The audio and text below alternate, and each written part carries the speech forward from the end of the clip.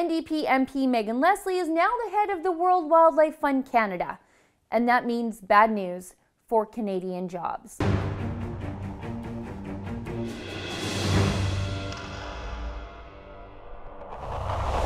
Megan Leslie is a former NDP MP from Halifax, but she's also the next president and CEO of the World Wildlife Fund Canada. As you know, there's a bit of an informal political exchange program with the WWF and Canada's left. Justin Trudeau's chief advisor, Gerald Butts, was once the head honcho there. So the ties from this organization to the current government, well, they run pretty deep. Now, I'm old enough to remember when the WWF was actually about protecting habitat and conservation. Now, as a hunter and an outdoors person myself, I normally would support that mission. I support actual conservation all the time. And the WWF logo's a panda. Even a right-wing gun-toting oilman's wife like me wants to save the pandas from extinction. But now even the WWF admit that their mission has evolved from protecting wildlife and habitat to what they claim now is protecting all life on Earth. And that is vague environmentalist code speak for blocking oil and gas development. And if that's what the World Wildlife Fund wants to do, well, they could not have hired somebody better for the job. They'd actually have a pretty hard time finding someone who seems to hate the oil and gas industry in Canada more than Megan Leslie. Let's take a look at a few of her greatest hits.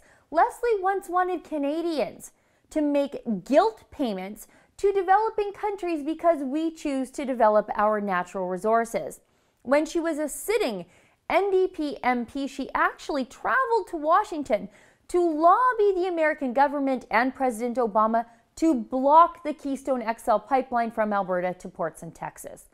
Leslie has even repeatedly called for a moratorium on oil sands development, even once calling Canada a laughingstock because of Alberta's oil sands.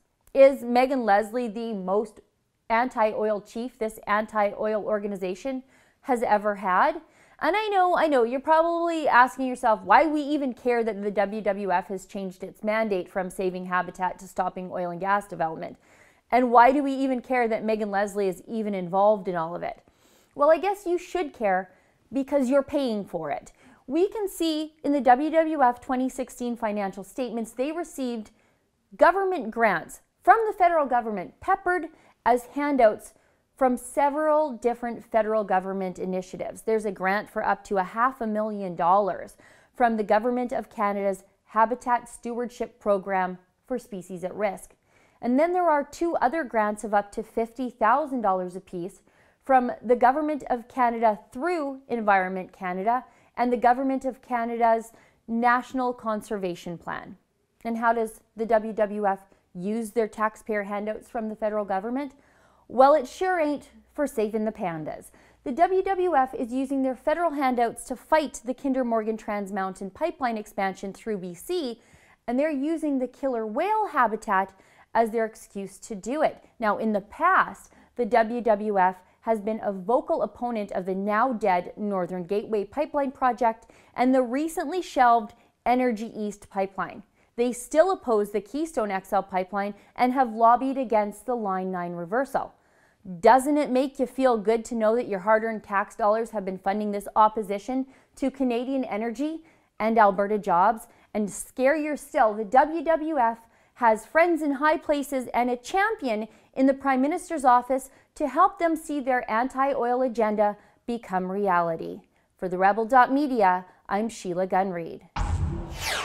I'm fighting back against the UN's anti-oil agenda, but because of that, they've banned me from this year's climate change conference in Bonn, Germany. If you can help me fight back, go to therebelun.com.